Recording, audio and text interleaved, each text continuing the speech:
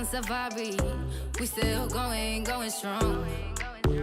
And all of these good things, good things, good things.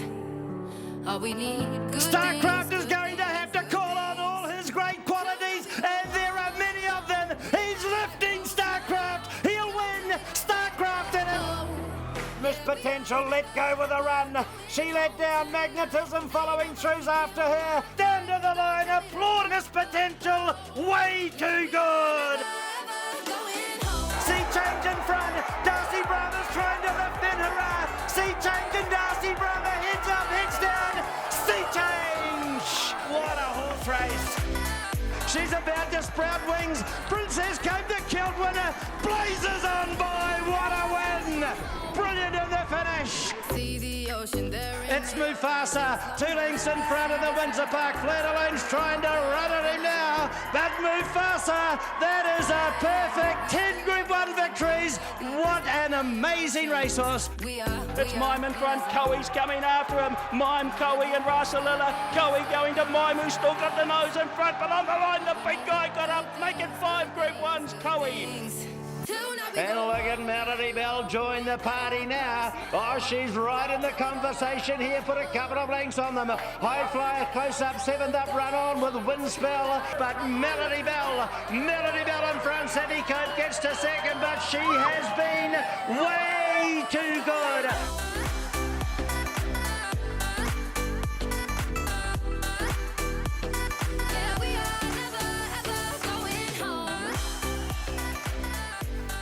Kira, good morning. Thanks for joining us here on The First Call. Hope your Friday has started well, and big thanks to Kamara Park for helping us find you some winners for the weekend. If this isn't your sort of racing weekend, it's probably not the industry for you. As I come to you first, Jason Tarn, then Aidan Rodley. What a weekend it is, because we have a horse who's live in a Triple Crown, which is always a bit of fun, but we have horses spotted all around Australasia, good horses, horses who won at the Horse of the Year Awards recently, coming back, and I think we ran most of them into about 2.5 hours tomorrow afternoon. Oh, it's outstanding tomorrow, Michael. Hi to you, Aidan, everybody. Melody Bell, well, she overcame adversity 3 weeks ago to win the first leg of the Bostock Triple Crown, or the Spring Carnival, I suppose, the Group 1s that are available there at Hastings. She's drawn far better today, and she is an odds-on proposition. When we discuss the race, I don't think I'm going to find it very easy, Aidan, to say that that's anything other than a right price. We saw last week when Catalyst was $1.50 that sometimes it's hard to get really keen on the shorts. He delivered. Can Melody Bell do that tomorrow for Tiako? Oh, undoubtedly. Isn't she a star? And we saw Mufasa there in the videos that we saw at the start of the show, and he won 8 Group 1 races in New Zealand. That's what she's shooting for tomorrow. They're the only 2 horses. Well, there's been a few that have gone 7. Obviously, Cowboy was one of those, and he's a past winner of this race as well. But she's an absolute star, isn't she? She's a horse that we can really hang our hat on. Decent field up against her, but on what she's doing, Michael, she's undoubtedly the horse to beat. Map, track stats, jockey, distance, trainer, everything says she'll win. Is it quite that easy? We'll hear from Bevan Sweeney out of Hastings very shortly with the track update as well. By the way, the First Call, we love having you with us on Friday mornings. In a couple of weeks' time, we're going to give you an easier look. What we're going to do is kick off online on the 3rd of October, previewing the Livermore at 8 o'clock on a Thursday night. You can catch us nice and early on tab.co.nz. Then we'll replay it the next morning. But if you want the best look at the info and the early odds, start tuning into TFC, 8 o'clock online from 2 weeks' time. But before we get there, we have a whole lot going on at Hastings this weekend. We also have Caulfield and Randwick in play and some great racing down at Riccarton. But the man on the ground for us at Hastings is Bevan Sweeney. Morning, Sweens. Is it another perfect Hawke's Bay weekend coming up? Perfect, Mick. Very good morning to you, lads. As you can see overhead, blue skies, a little bit of a breeze blowing down the home straight. Track looks as though it's hardly been marked through the first day. Track has come up in that dead rating. There's only going to be improvement, albeit I understand there has been some frosts around, so there is a little bit of moisture around in the morning. So whether it goes into that good range, I'm not 100% sure, but the weather's set fair for tomorrow, and Gee, Melody Bell looks tough to beat when she drew that marble in the big Group 1. There's a couple of interesting additives to that particular race for sure. And of course, on the undercard, the Gold Trail Stakes is a race of great interest looking further afield than tomorrow. All right, Sweens, $1.65 is awfully hard to get really keen on unless you see no dangers. Do you see a way Melody Bell gets beaten tomorrow? If she runs into traffic problems is the only way she'll probably get beaten tomorrow. Her draw says that she can take whatever spot she really likes. Shadows Cast, I thought, would from that draw push forward and be a competitor over this trip for sure with his record at the 1600 metres. But everything she showed us last time, if you ran this race, 100 times, she'd probably win 95 of them. 5 with a little bit of trouble in the running, may see who get beaten. But if she fronts up tomorrow, as she did in the Birdcage, where she dominated it before the first leg of the Triple Crown, it is very, very difficult in my mind to see her being beaten.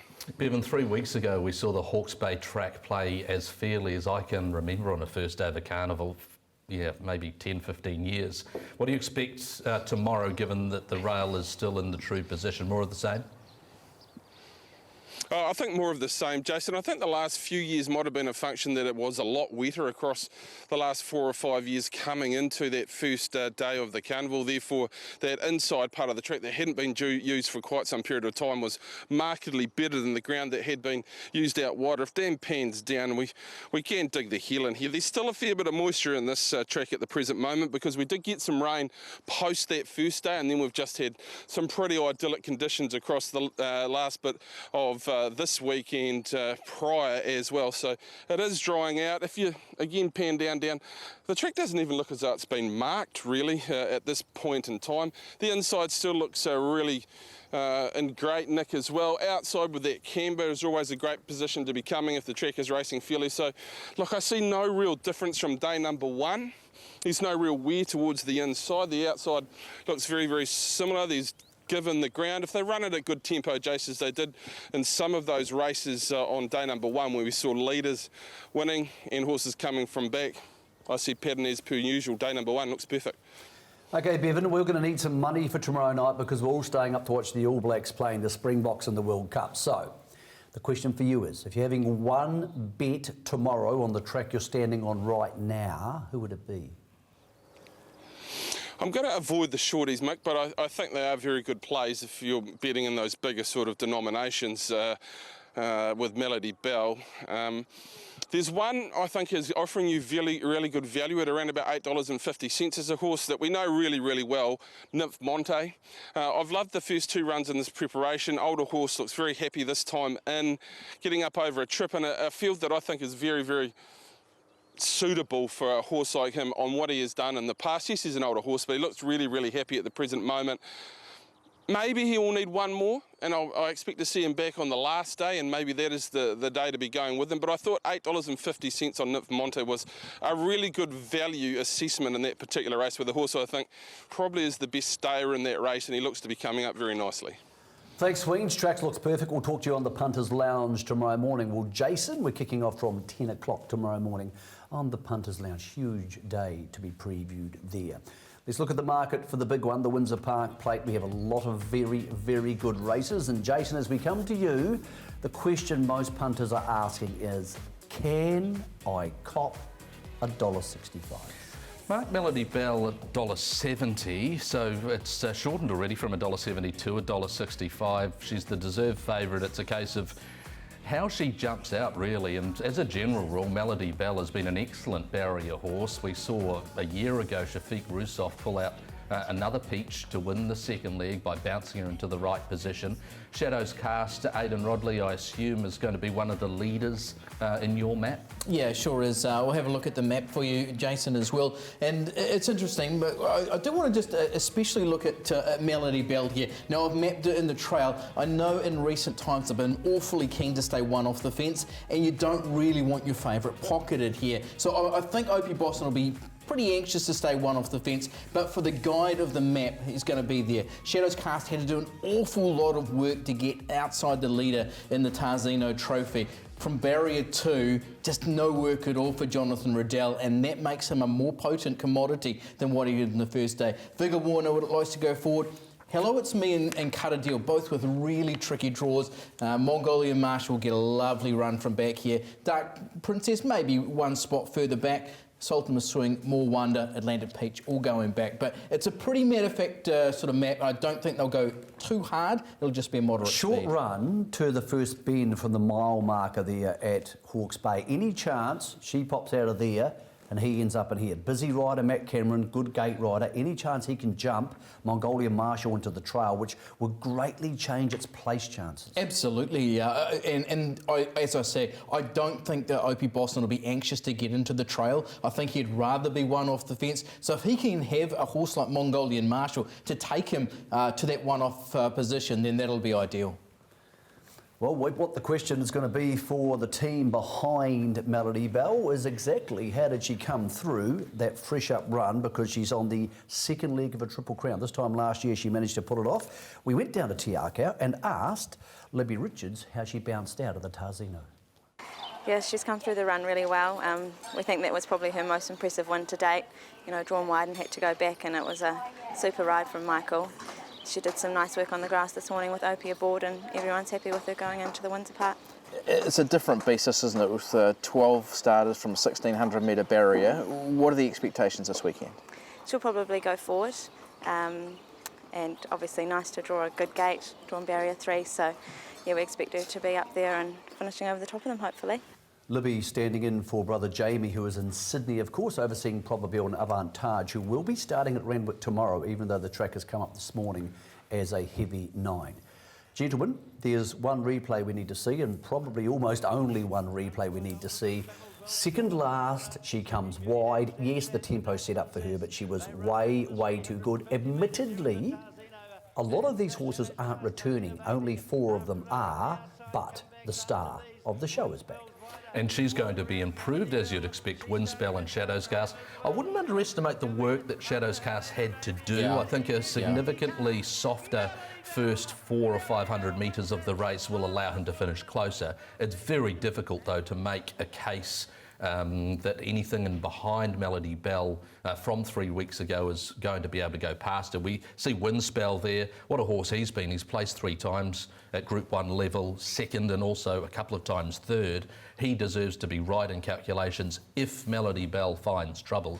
You don't expect that to be the case, but if for some reason she got shuffled to the rail and Shadows Cast, for whatever reason, doesn't take her into the finish, then maybe there could be sort of an issue there, but you just don't think. I mean, Opie Boston doesn't make many mistakes when presented a barrier like he's presented tomorrow. They went really hard in that first leg, didn't they? Really hard, and that's what made the extra work that Shadows Cast had to do to get outside the leader. And Jonathan Riddell said that afterwards, said any sort of barrier drawn, I finish a whole lot closer. So he is likely the improver. And of course, there's a Group 1 winner at 1,600 metres as well. He's got a great second up record. He's won 2 from 4 second up, and I think he's probably the improver out of that first leg. Windspell looked terrific, so he paraded in great order, ran really well as the stable had expected him to. But after the race, John O'Bannon was saying maybe we have to go to Australia to avoid Melody Bell, but they're back here to take her on. Now, one stat that you just need to be aware of the last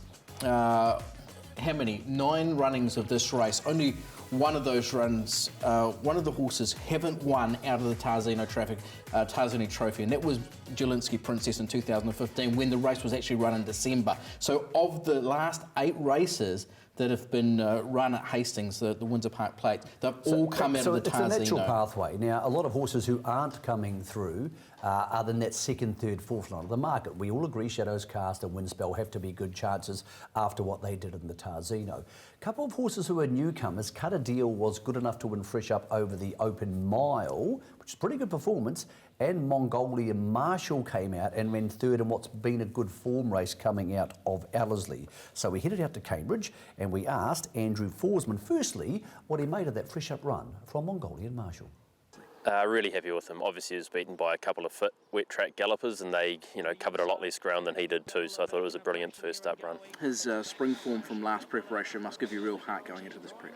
It does. He's a very capable galloper. We probably made the mistake of trying to make him a stayer when perhaps he's not. We just wanted to have a crack at some cups, and while he did win a Waikato Cup, I think he's probably better kept fresh and back to a mile, hopefully. Okay, so this weekend, how you play it tactically? Where does he fit in running, and how does he perform? I think he'll run really well, and the draw's perfect. He's best held up for one run. It's just whether you'd like to be sort of trailing, but I don't think he's quite got that early speed. So if he was 3 back the fence, that would probably be ideal, and just hope he gets the split. What about Contender? Obviously a really good return at Hastings on the first day. How's he come through there? He's going really well. He's very bright. Couldn't be happier with him heading into it. I guess the big query is stepping up from having a gun run in a handicap to going to wait for age from an awkward barrier draw. Yeah, that extra weight on his back, how does he cope with that? Yeah, that'll be interesting. He is coming out of being a 3-year-old, obviously, and now up against those hardened older weight for age horses. It won't be easy for him. One thing about him, he's got a winner's record. He's won 5 of 9, and he just seems to be such a competitor.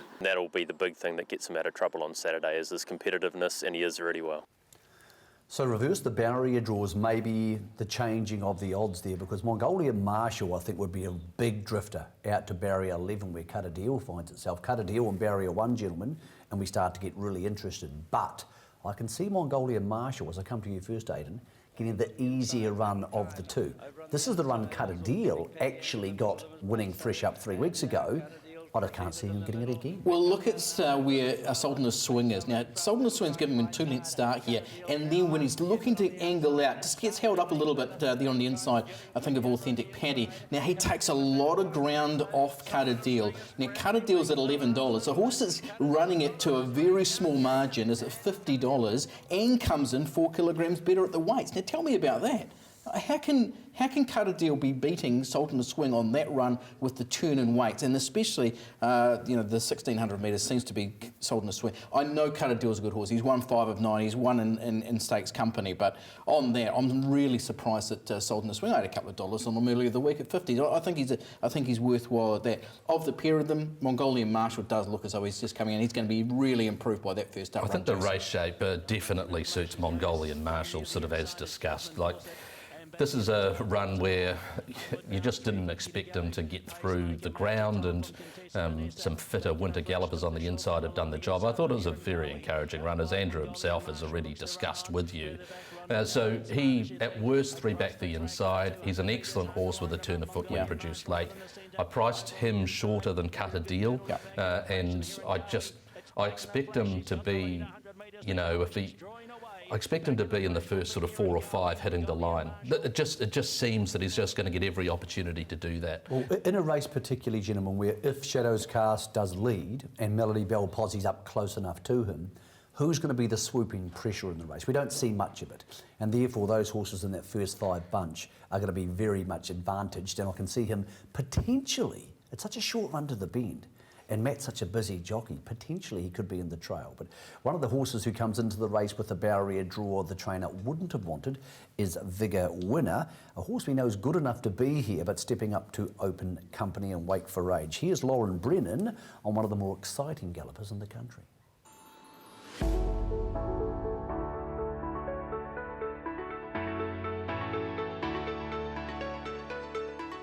Vigor Winner here, going into the Windsor Park Plate this weekend. How was he? Very well. No, he galloped at Te Rapa on Monday and was very happy with him. So, we're happy enough. It would have been nice to go 14 next up, but we were a bit pressed for time. So, the mile, I think, should be okay for him.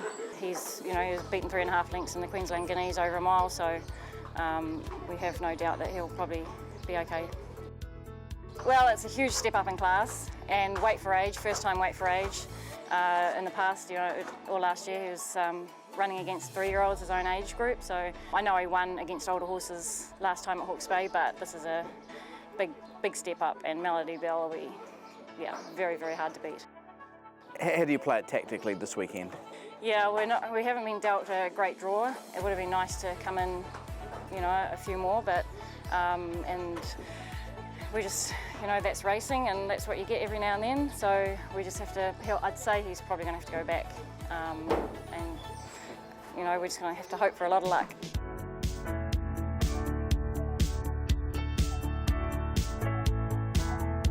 He's a real racehorse, gentlemen, but barrier 11 again. Put him where Mongolian Marshall is, you're feeling good. Barrier 11, you're trying to manufacture ways you can win the race. No, he's got enough speed. He can go and sit outside the leader. I don't think there's too much problem with the draw. I would love to see him ridden. But wouldn't that put Melody Bell on his back then? In which case, can he win it doing that? Well, he probably can't win anyhow. He's unproven at 1600 metres. He has one go, and he was beaten a fair way in the Queensland Guineas. He's been more potent at shorter trips, and this was over 1200 metres when he's got a really suck run. So 1600 metres has got to be a query about this horse, but he's got a good record and he's got a really good turn of foot. He was held up for a portion of this, Jason, before he was presented, and he quickened really nicely.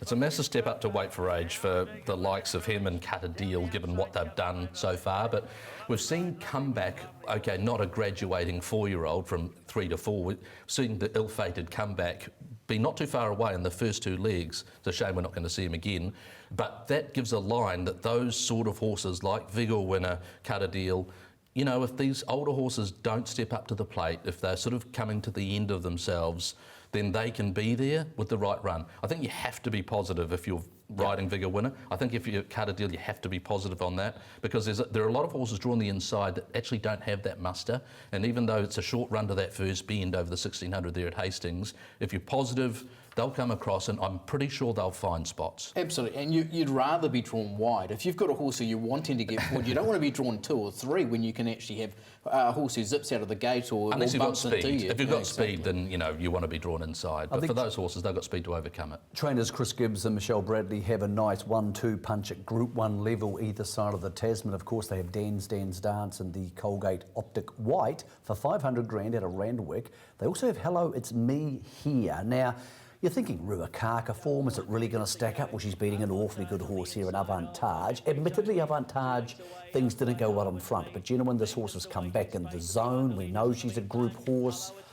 Whether she's a true weight for age horse, I guess tomorrow may indicate. Yeah, she's not far. She's not far away. This very good performance. She's shown a good turn of foot. The race shape was absolutely ideal. Avantage missing the start and having to be used. That just told in the closing stages. She didn't shirk, but they've drawn clear of Magnum. That's a good line. So she definitely is a runner that could sit behind them. I think she'd want a genuine speed. Like if they sort of sit up the middle stages and she's back of midfield, she's going to find it hard to be able to sprint past a Shadows Cast, a Windspell, of course Melody Bell, and maybe a Mongolian Marshall. But yeah, she's well in commission.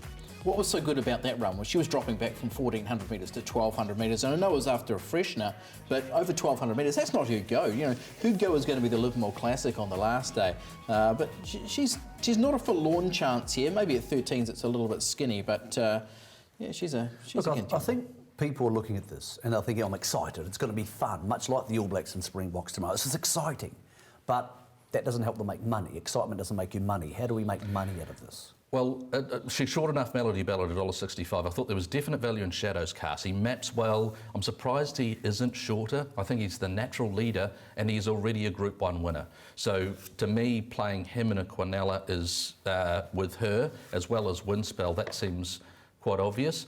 It wouldn't surprise me that Mongolian Marshall from that draw also pops into it.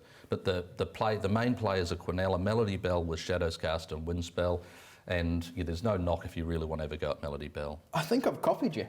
I think I've had exactly the same We don't copy, bet. It's just one of those things that randomly happen. There you go, a $10 Quinella, the 1 and the 2, so it's exactly the same bet. However, I have also put in a $5 Quinella, Sultan of Swing and Mongolian Marshall, who I think, especially the 50s, that's a crazy price about Sultan of Swing. Of course, we haven't really talked about is More Wonder. I think he had enough excuses from that first leg where he sort of got cluttered up in the finish, and he never got a clear run. He never got a clear run. He's a horse that's better in the open. He could surprise and improve. We know that his level is, you know, as good as any of those other 4-year-olds. So he's one that could improve quickly. More Wonder second and up. he's coming out of the Tarzina, which is the right race to be coming out of. So yeah, he was one I did consider to put in that Quinella spot as well. You could find an excuse for that ninth. It wasn't a ninth that was like, oh, well, that's just a ninth. That was a run that he could... So everybody's on the same page, as are you at home. Melody Bell to win. I'm going Mongolian Marshall was a place chance in the race. I think 420 is very fair. Don't forget, tomorrow morning, Punters Lounge kicks off at 10.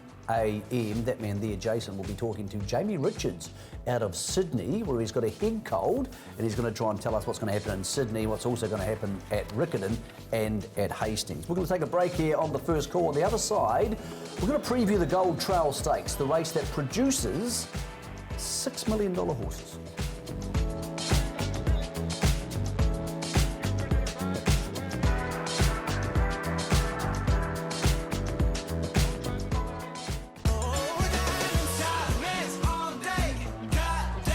Bounding, the big dangers, Costa La Viva out wide, but Bounding's in front at the 150. 2 lengths clear from Costa La Viva. Fantastic Honor arriving late, Fascination Street.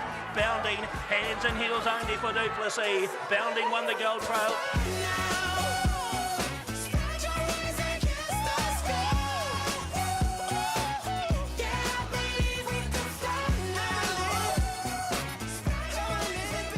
2012, Mark Duplessis and Bounding, excuse the pun, bounded away to win the Gold Trail Stakes, and then she's gone on to produce a foal which went through Keeneland recently in the States for $4.1 million US, as good as $6 million. Aidan Rodley, we need those horses. We need those horses in the industry. Exactly.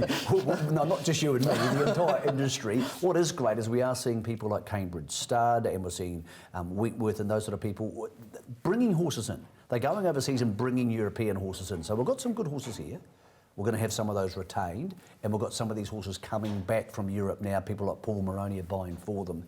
We're going to need that for Karaka in the next 10 years. Oh, absolutely. You're diversifying those bloodlines, and that's fine. But it's just showing that our bloodlines and our racing stock stacks up anywhere in the world, and that's been proven by the amount of good mares that have been brought out of New Zealand in the past years.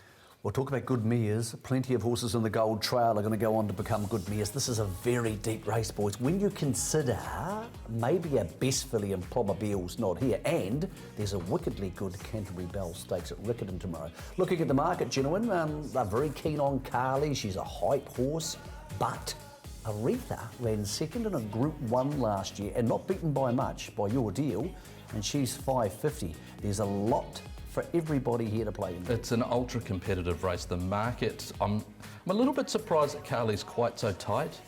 She was very good. She was the deserved promoted winner 3 weeks ago, I felt. But it's pretty tight because there is a bit of depth to the race. At this stage, there's no star, but yeah, the run that each of these fillies get will be very significant, Aidan. It's a cracking race, just so much depth here. I'm really looking forward to this. One of the races I'm most looking forward to. On Show looks the likely leader here, but your speed to burn, First Rock, Trifolium, Birdsong, but Valor's Trial was just super. And then you've got those quality horses, the Carly and Jennifer Eccles, who fought it out on the first day. Aretha, who's got a couple of Group 1 placings and a Group 2 win. Even a horse like Has to Be Good, who has to go back probably from that draw in Loire. Jesus, a good little race. Well, we saw many of these on the first today, particularly Carly, who was a promoted winner, and Loire, who ran on well behind the big hype horse in the Catalyst. Tony Pike trains both, and we asked him what he made of his 2 runners in the Gold Trail. She was pretty fresh that day, as you can probably see. She just over-raced in the trail a wee bit. She went to Te Rapa last Thursday, and Troy galloped her, worked extremely well in company with Loire, and look, she'll improve a lot off that first up run. She's got a perfect gait, and yeah, she's a pretty promising filly going forward, so she'll be extremely competitive, barring bad luck. Yeah, one thing, she had an awful lot of bad luck in that first run, but she was very willing taking those gaps. It's a pretty encouraging sign going forward, isn't it? Yeah, very much so. 3-year-old fillies had only a second start, and it got pretty tight there, but she kept bulldozing her way through, and look, she only just missed and obviously got it in the room, which it's an unfortunate way to win a race, but yeah, Leith was pretty confident if she got clear air, she would have won and won easily. How's she gone on since then? Yeah, can't fault her condition, weight's held well, work's been great, coat's starting to come through, so yeah, pretty confident heading into the weekend, as I said, barring bad luck. Okay, your other filly in the race is Loire, who's also shown any amount of talent so far. What are you expecting of her? Yeah, look, we hummed and hard whether we ran in the Gold Trail. I've always said 1200 was probably a touch sharp for her. You probably see that last start, she got a bit lost off the corner when they quickened, but closed off really well, obviously behind Catalyst. So she's back in her own sex against the fillies. We've put the blinkers on just for this one run, just to sharpen her up a bit. Worked extremely well with those on Thursday, so she'll probably settle back a bit from that wider gate, but if they do go hard, she'll be getting home very strongly late. Where do the pair of them go from here, Tony? Look, probably want to avoid Tirapa if we can, just with a kickback. Just sort of take that risk out of the equation. So I'd say they'll both probably go from the Gold Trail to Ellerslie for the soliloquy and then down to Rickham. Two very good fillies, maybe Loire, who is going to be a better Guineas horse, might find this a bit tight. We'll come to you here, Jace. What do you make of this winning performance? Because considering how short she is in the market, it's not like she just turned up and bolted in by 3. It was a good effort. You got, the way this race was run, it was very muddling. We see this with our fillies races often, or our 3-year-old races in particular. There was a real big slacking in the middle stages, which allowed those back in the field to loop around them. It was a good move from Mansour on Jennifer Eccles and also Grills on Appellant to get their fillies into the race, and they got there for free because On Show and Chris Johnson removed the pace out of the race from about the 700.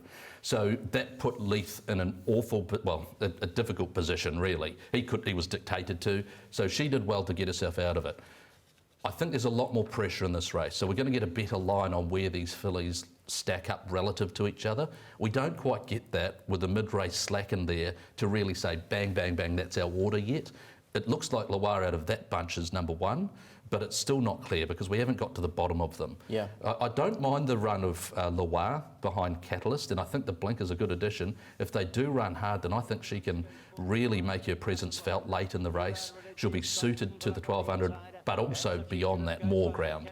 But look at her here, she's just a little bit flat-footed, and she's a little bit uncertain. Look, she flattens out really well late, I thought. So this is I'm really wary of her, and she's a horse that I want to have a little bit on. Yeah, it was a really good performance. Obviously, the change in gear is key as well, and we've seen Catalyst go on, and she's not far away from the second horse in that race as well, so the form looks good. Just going back into that the previous race, Jennifer Eccles has still run the quickest last 600 of the race, and there's no knock on her. Yep, I think she's a decent chance of maybe even turning the tables on Carly. And On Show's run was very good, and you made a good point about that. If they'd run it along a little bit stronger, then maybe she would have been an even better chance. I think the extra speed, even though she's a speed influence, I don't think it's the worst thing for On Show here. We're seeing a genuine Group 1 horse come back in Aretha. She pushed Your Deal very close in the size produce at Awapuni last year. The question is she ready? And we spoke to Andrew Forsman and said, what did he make of that recent trial? Yeah, she's had a couple of good trials, just a quiet hit out at Cambridge the other day to have her up to the mark, and she galloped really well this morning and couldn't be happier with her. Okay, her form from last preparation was first class. How has she returned at 3? Great, I think she's going really well. She's got a good barrier draw, and I think she'll be very competitive. Yeah, has she got a winning chance this weekend? Yeah. Okay, and you've also got Birdsong in the race, another one who trialled up really well and was pretty good last preparation. Yeah, she was. Obviously just had the one run for one win last preparation and beat, an pretty impressive horse that's come out and won at Matamata since, so that's good form. But she has drawn awkwardly, and I think she's one to probably get up over a mile. We'll see the best of her. She's got a bit of scope about her, and from the awkward draw over 1200 metres Saturday might be a bit sharp for her. She's going to be a huge chance of winning a race like the 1,000 Guineas. Maybe she'll start down that path tomorrow. Now, Shoshone, who wins this trial, is out tomorrow, but we do see Birdsong on the outside and Aretha just nicely cuddled up here, coming through the middle. Is this enough for you, Jason Tarn, to suggest you could back her tomorrow? Most certainly what you're seeing and what Andrew Forsman told Aidan Rodley during the week, yes, Aretha is a genuine chance. She maps beautifully. She's got a little bit of tactical speed, so Matthew Cameron will be able to position her pretty much where he wants and measure everything around him.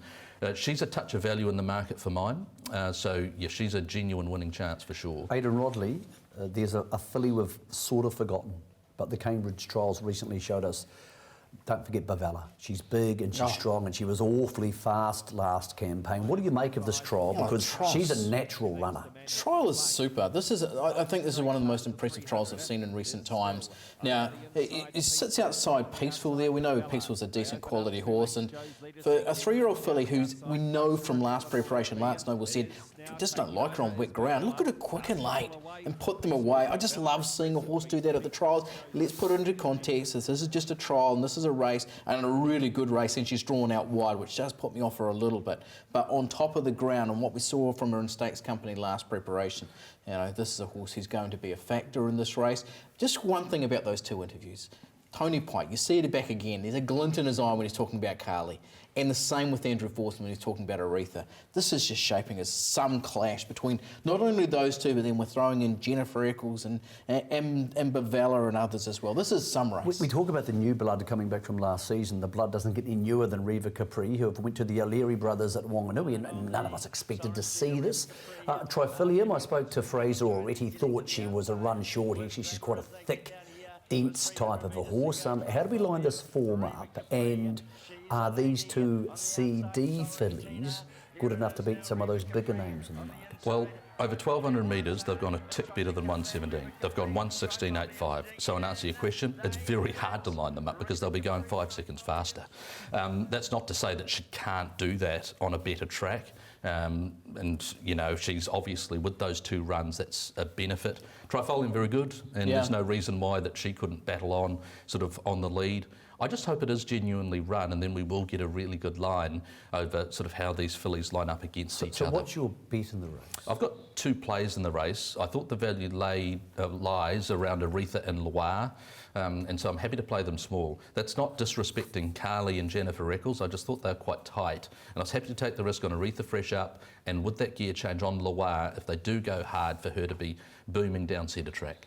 You're going to love my play in this race, Jason, because we're going back to the old favourite, the double. There we go. So Aretha into Malambo. I'm very big on Malambo in the open sprint. So so we're going Aretha into Malambo, $10.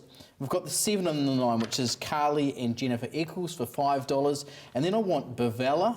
I want Has to Be Good. Now, that trial was superb as well. And here's a horse who was third to a couple of stars, Your Deal and Probable, then went on and placed in Group 3. Is good for her too. Yeah, Roger James, just when we spoke to him yesterday, was just a little bit cautious, saying probably she's not quite ready. Right. And so obviously we're playing a few doubles around Malambo, and of course the Malambo can finish second. We get the concession, Michael. Well, you mentioned the double, of course, and Malambo's in the Open 1200, comes in nicely off the back of the run in the Foxbridge Plate. Here's the market for the 1200. And look, I thought Malambo had to be a good chance, but 290's close enough to the mark for me. Santa Monica gets the apprentice allowance because she's up to 60 this time. And look, she looked a touch unlucky at Ruakaka, but I'm not sure she was going to take that gap. I thought she had a chance. Thought there was a sneaky bit of value here. Watch this space, 2 kilo claim, pretty good fresh up. Its best version of it's better than some of the other best versions of these. Yep. Well, he's placed a couple of years ago in this race, and then last year he was sort of only fair. I think as he gets older, I just wonder whether sort of a mile is more his go, maybe a run or 2 deeper into the prep. Pace-wise though, Aidan, if Malambo can get across Stradivarius, the race is hers to dictate and win, I would have thought. I would have thought so. 53 kilograms, she's not going to know herself. Her run in the Foxbridge was very, very good, and you know, she beat home Santa Monica that day and comes in better at the weights. Now, Santa Monica was a little bit unlucky at Ruakaka last week, just in the trail looking for a run, and when they quickened, she was just left behind, but she's a Group 1 winner into this race. Yeah, there's some decent horses who are going to be improved with other runs, but Malambo at 53, I want to be playing. With Santa Monica, Stephen Rolfe told me last week, she's 15 kilos below her railway winning weight, and they've deliberately been soft on her, so she might have some more muscle tone she's trying to pin back on just yet. I spoke to him during the week as well, and he said he thinks they made a mistake by trying to ride her so handy last week, and so they'll be just looking to... But that with the weight, it's hard, because when you asked her quicken at the top of the straight, she didn't have that, and when she had clear running, she didn't quicken either, so yeah, she's maybe another run or 2 away. 3 kilograms off this week with the claim helps, but then again, she's still meeting Malambo. From 1,200 to 2,000, this is a really interesting race, the second on the card. We have the Oaks winner from last year and the Derby runner-up, so good 4-year-olds coming in a twinkling, a sentimental miss. But we have the old hard boys, Authentic Paddy, Peso. They like to run on the speed. The old boys are going to get it in front here and say to the youngsters, can you come get me? Now this, gentleman, for me, is a defining race for Inner Twinkling, because we think he's pretty darn good. He's only won 1 race. He hangs a bit. If he's hanging and won't put in from Barrier 1 with Opie Boston around Hastings trailing an Authentic Paddy or a Peso, then you start to question it. Yeah, look, to be honest, I'd be a bit more forgiving, because it's never easy going from 3 to 4, and he's second up quickly up in distance. As you mentioned, he is up against some hardened stayers. Like Peso, look, there's no knock on him as a horse, He's sort of, I know he's 7, but he's a horse that rose to prominence last season, ran some cracking races, very good at Rotorua, for example, in the Jackalbury. Authentic Paddy, we know that he's a Group 1 winner. Yes, he's seen his better days, but you can't take that away from him. So, look, I'll make it easy for you. Old boys? I'm old. Youngsters? I'm with old in this race. Sweens, I thought, has highlighted one of the value runners in Nymph Monty, and I think the other one is Peso, particularly if he can get to the front and roll along and Authentic Paddy doesn't niggle at him. I think he can control the race and be very hard to beat. In a twinkling, I wouldn't be surprised to see him right there, but it's not easy. He's still only the winner of one race. He deserves to be rated where he is because he ran so well in the Derby. So I've no knock on his rating, because when you run that well in a Derby, you deserve to get slugged that. But he's one that I'd be a bit forgiving on tomorrow if he doesn't win. Oldies, youngies? Just one point on a twinkling. He ran 4th in the 2,000 guineas last year. Went on and then deeper into his campaign. He was 2nd in Avenel Guineas and 2nd in a Derby. So I think he's going to take more time to come up than a 2,000 metre recon.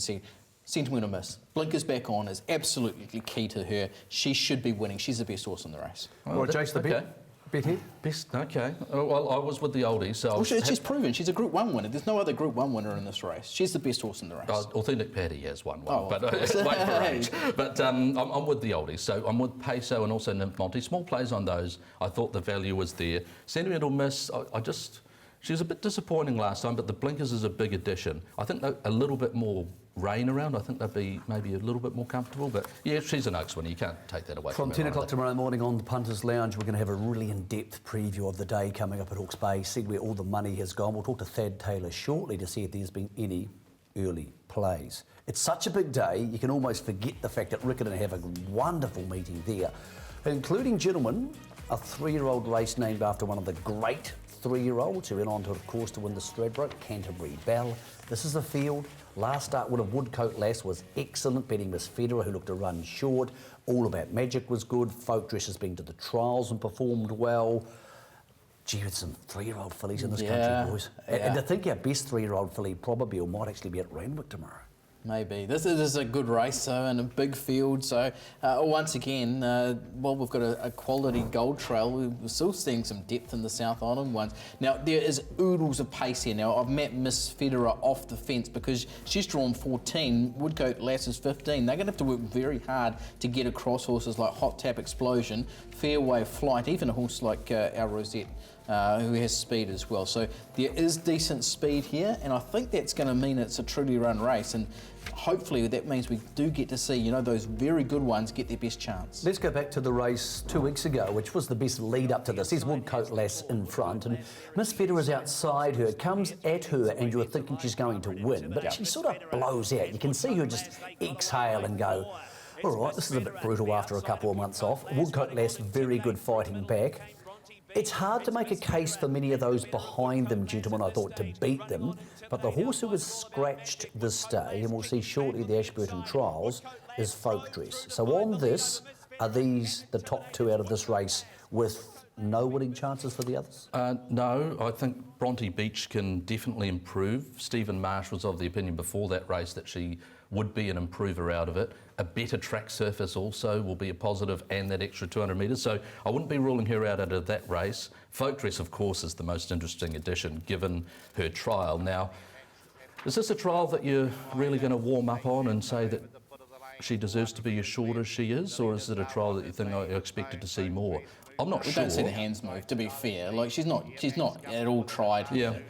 She couldn't have done any more. Like, there's a little bit of movement in the hands there, but like it's pretty matter of fact. I thought maybe you wanted to see her quicken a bit at this point. Yeah, maybe. It's a pretty testing track. Ashburton's been playing pretty hard. We've seen it on race day as well. She's done enough to be winning. She's high quality. The market gives everybody a chance to have a play here. It's 3.6 the field. You can back whatever you like. What have you boys gone for into Canterbury Bell? Well, you ruled out everything that was further back in that. So I'm going to take one who's further back in the previous. All About Magic. Oh, right. Now, the horses in that race, it was those who were in the first half dozen that were all there. Now, All About Magic's got back. We know her quality from last preparation. She's a stakes winner on the track, and at the money is what's getting me. Like, she's a decent value play.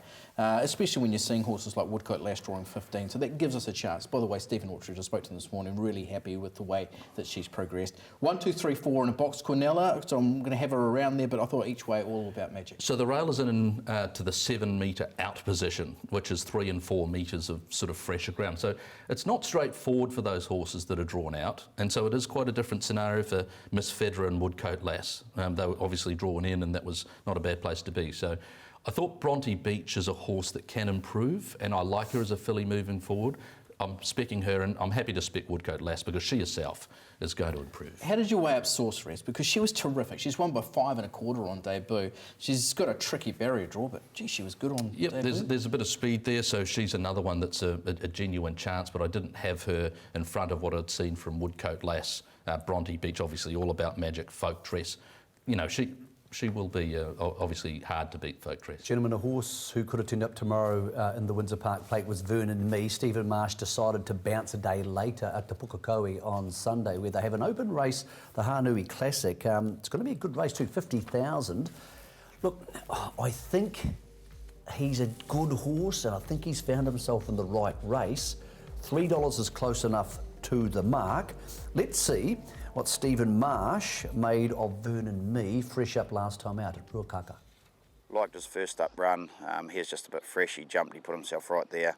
We'll ride him off the speed a little bit this time. Sidewinkers go back on, and his one win he's had to date did come at County, so the track should be perfect. I like his draw, and yeah, he's probably the real one at odds. I think so. Better double check.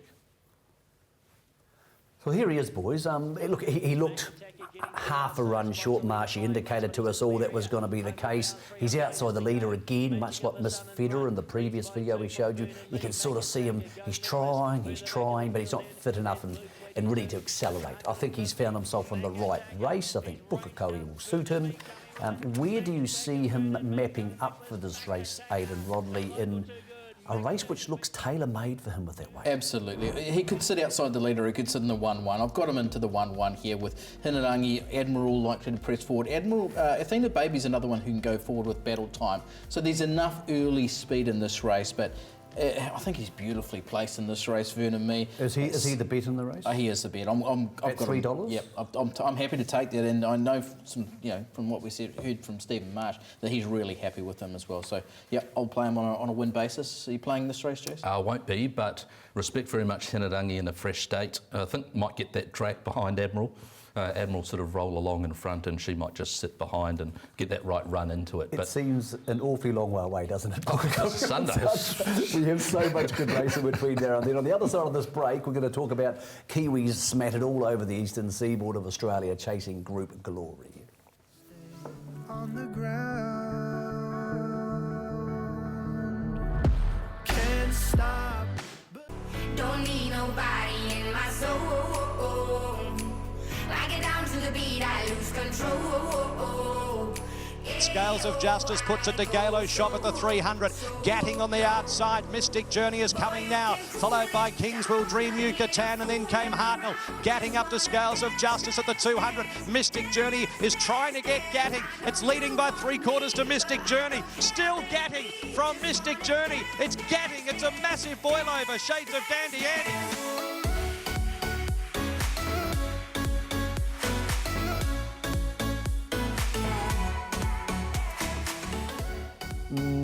Not what punters wanted to see last week. At the 300, I was watching that race and Mystic Journey came across the hills, and I thought, well, watch this just go past this bunch. The only thing that made me feel a bit better is that on social media, on Twitter, one of the owners posted, one of the friends of an owner posted a video of him going absolutely barnard, as you would, watching it Wasn't from it Perth. great? And that sort of wasn't it great? Put it back into perspective that, you know what?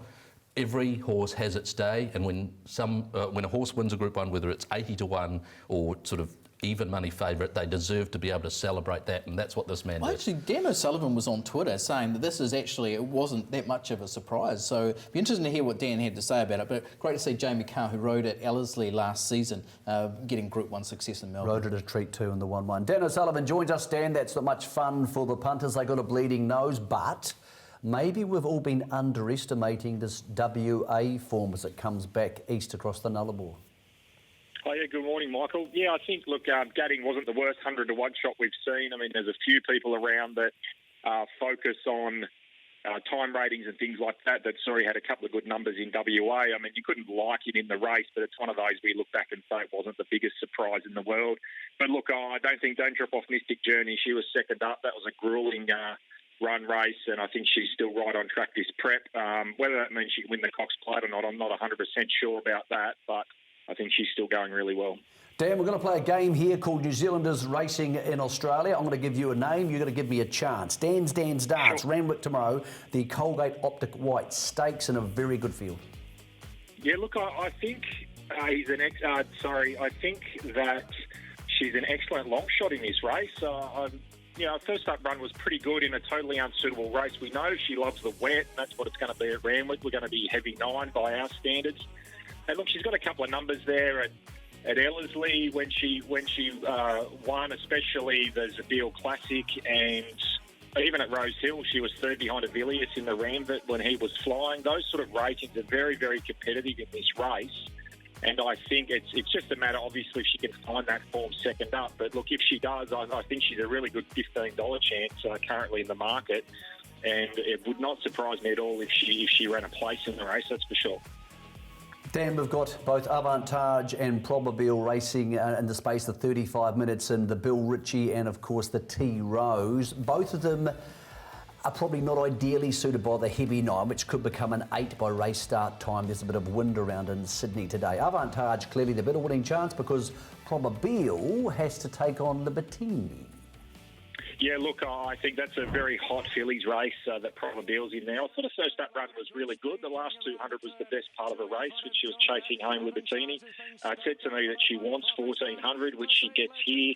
So under normal circumstances, I'd expect her to take another step forward and be, perhaps not win the race, but not be too far off. But of course, the potential problems are the heavy track. We saw on Golden Slipper Day that she wasn't at her best on it. That said, that was an absolute bog, that day by Australian standards anyway, and the Randwick track, although it's wet, will be a little bit better. So, look, it's probably not her race, but I'd still expect, because she is getting up to that 1,400 metres, to probably run well.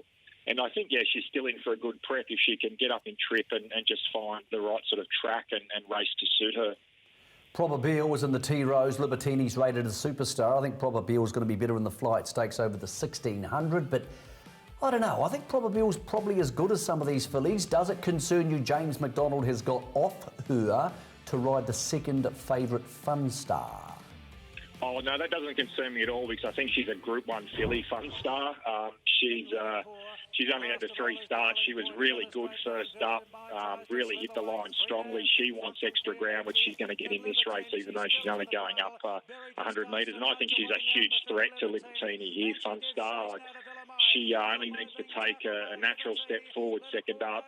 Libertini's going to the 1,400 on a wet track. They're both sort of two unknowns with her. It's a really fascinating race. It doesn't surprise me James McDonald's on Fun Star because, as I said, I think she's a really big chance to topple the favourite.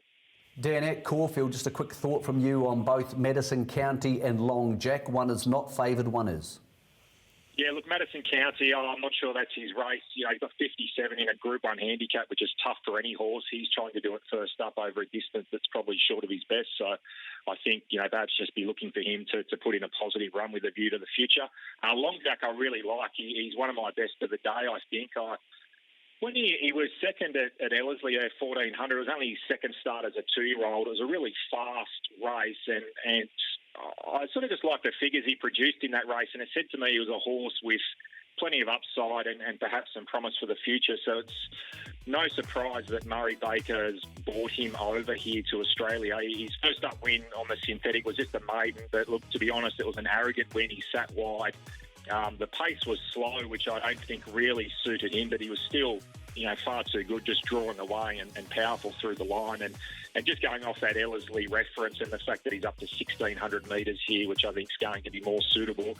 He's up against just a fairly standard bunch of open 3-year-olds. I don't think any of the ones he's up against are going to be troubling the better races later in the spring, whereas he's a horse that's maybe got the potential to do that. So, at around $3, he was one of my better bets of the day at Caulfield. Thank you, Dan. You also like Super Titus. Thanks for joining us here on the First Call. Good punting over the weekend. Thaddeus Taylor joins us from Petone. And Thaddeus, I need a simple question for you.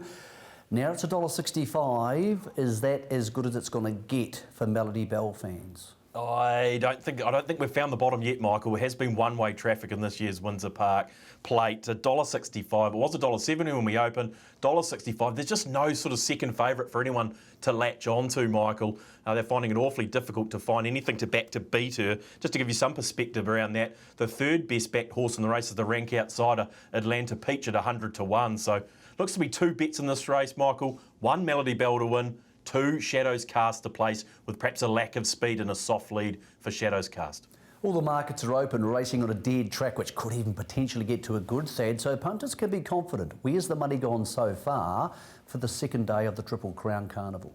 Yeah, we've got a couple of Baker runners first up that have been extremely well backed. One of them is Lady Lax in race number 5, the rating 65, 1400 metres, expecting a big run there from Lady Lax. And as they are with Aretha in a competitive Gold Trail stake, she's first up. She's been 650 into 550. Another couple for you, Nymph Monte. I heard Jason's comments around Nymph Monte in race number 2 at around $9. I think that's shortened up and has been good support there. And also in the last, Tavi Court goes round. Took on Burgundy Bell last time. Burgundy Bell has been scratched. Tavi Court $7. Some really good interest around that runner. Okay, Thad, the special for the weekend, because you had a million to choose from. Who's the one you're going to give us a hope on? We're going to give you a nice Good Things double, I'm calling it, Michael. Double impact. We all saw him. This resuming run. We've had Ruby Negroni come out of this race this morning, which maybe makes double impact's chances even better, obviously. $3.50 double impact into Melody Bell. I think that double as it plays out is around $2.80. We're giving you $3.50 till 5 o'clock this afternoon. Thank you, Thaddeus. I think we might jump into that, although we did last week for the double at Ruakaka. It didn't work, gentlemen. We got that bleeding nose last week, of course. Holy Mongo Emperor, which you were willing to say had a sneaky chance of getting beaten, Aidan Rodley. What about this week? What about the double? Because there'll be plenty keen on that at the 3.5. I'll let you guys take the losing bet last week and I'll jump into this. I'll take 50 of that, boys. So if Blake can pop that onto my form, that'd be good. What are you thinking? I'm happy to take that double too, just because double impact is my bet of the weekend. Look, he was exceptional on debut. Following that up following that debut, preceding the debut, I'll spit it out, excellent trials. So his numbers at Ruakaka on debut were outstanding. He's the best for me. Peso and Nymph Monte in race 2, Aretha and Loire in the Gold Trail, Hawke's Bay Breeders' Gold Trail. Malambo was a very good bet in the 7th. Yeah. And in the feature, the Windsor Park, 9 with 1 and 2, Quinella Melody Bell there. Down at Canterbury, what do you anything like there for a play? Kiwi Ida is worth a play. Woodcote Lass and Bronte Beach there in the Canterbury Bell. Hey, Rod, how much do you want on the special? I'll have 50 on the special. 50 on the special. Make sure you get that onto the graphic as well. Okay, double impact for me as well. I actually had it as a win basis. Aretha, there 10 each way in the Gold Trail, plus a whole lot of doubles there and Quinella's around Melody Bell. Aligns with me at 16s. I do like, ran the quickest last 600 despite running down the track on the first day. I thought was a good chance. All about me at the double figure price. I'm quite happy to play in the Canterbury Bell along with a box Quinella there. Vernon me, and there we go, Blake. Quickly onto mine at least. 50 of the TFC special. I think the double's very, very good. What's your best of the weekend? Are people watching this at home and are thinking, look, I want some coin. I need some coin because I'm going to have a glass of wine tomorrow or a beer watching the All Blacks. Find me some coin. Double impact is shortened from $1.90 to $1.70 due to scratching, but he looks an outstanding proposition. I know I was very big on Catalyst last week, and I think double impact might develop into being potentially Catalyst's biggest competition for the 2,000 guineas. We'll know tomorrow, so we'll know whether he's any closer tomorrow, but I think he will be. If both you boys are going the same best bet and it's into Melody Bell, you take the double because you can always cover, because you might effectively be on Melody Bell at 3.5. This horse was sectionally brilliant last time out against the race pattern. And do you know who it beat home? Second and third? Exuberant and Zielinski, and they've run second and third in the Northland Breeders' Stakes at Group 3 last week. Catalyst. This is the first 4, if you want to have a crack at the first 4 for the big one, the Windsor Park Plate. You're going 9 on top. I think everybody anchors. You go 1, 2, 4, then a string, gentlemen. That makes sense to you? Yeah, so that's Shadows Cast, Windspell and Mongolian Marshall, and for second, then we've got a spread outside that. What was your best again for the week? Look, I like Lady Lax only because I'm going for some value because I'm running out of shows before Brendan Popwell takes over. So I'm trying to find some way to get us a $5 chance. I think it's got a chance in the 5th on the card. Gentlemen, thank you. Enjoy tomorrow's race day. If you're watching at home, didn't enjoy that, or aren't going to enjoy the racing tomorrow, you've just wasted an hour of your life watching the wrong channel. Enjoy it tomorrow, 10 o'clock in the morning. Punters Lounge kicks off with that man over there, Jamie Richards, and a whole lot of other people who I don't know who they are. Go win some money on the punt. That's the first call.